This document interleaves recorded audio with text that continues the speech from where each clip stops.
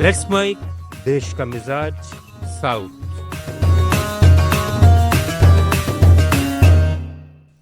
यह है let's mic more than radio. आप सुन रहे हैं दक्षिण भारत की खबरें।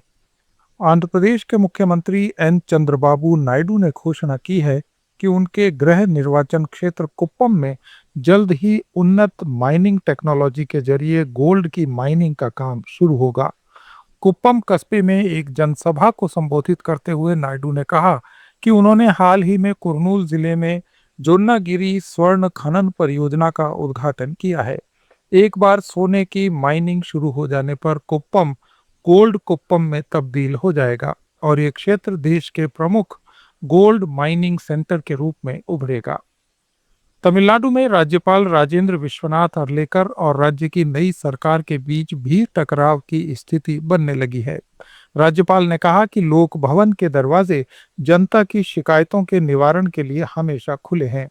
वे मुख्यमंत्री से व्यक्तिगत रूप से लोगों की समस्याओं को उठाने के लिए हमेशा तैयार हैं।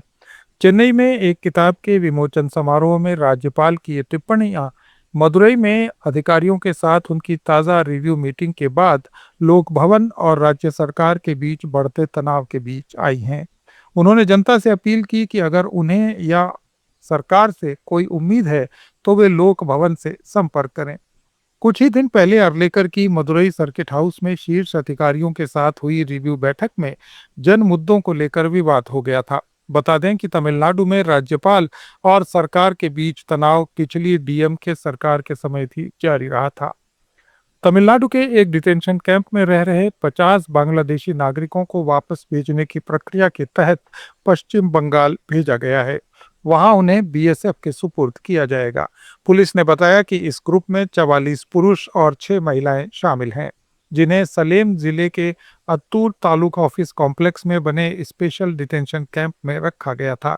इन्हें वापस भेजने का आदेश जारी होने के बाद कड़ी सुरक्षा के बीच कैंप से सड़क मार्ग से 3 पुलिस वैन में तिरुचिरापल्ली ले जाया गया। केरलम में मुख्यमंत्री वीडी सतीशन अपने मंत्रिमंडल के भीतर के विरोध से निपटने और कई विवादास्पद फैसलों के लिए विधानसभा का समर्थन हासिल करने के बाद अब अपनी पार्टी के भीतर पहली बड़ी राजनीतिक परीक्षा का सामना करने के लिए तैयार हैं। कांग्रेस आने वाले दिनों में कई महत्वपूर्ण बैठकें आयोजित करने जा रही है, जिनमें पिछली यूडीएफ सरकार के नीतिगत निर्णयों की गहन जांच की जा सकती है।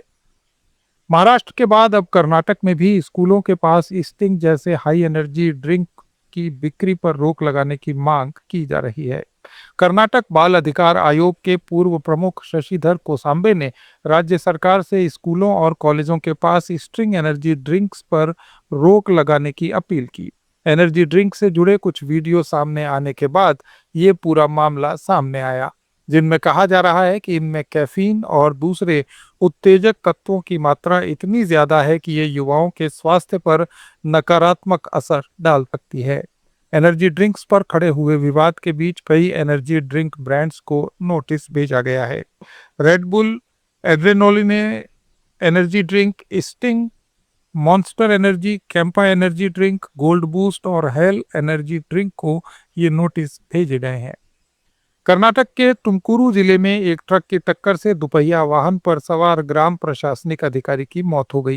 राजस्व विभाग के कर्मचारियों ने अत्यधिक कार्यभार के कारण हुई मौत का आरोप लगाते हुए रात भर विरोध प्रदर्शन किया।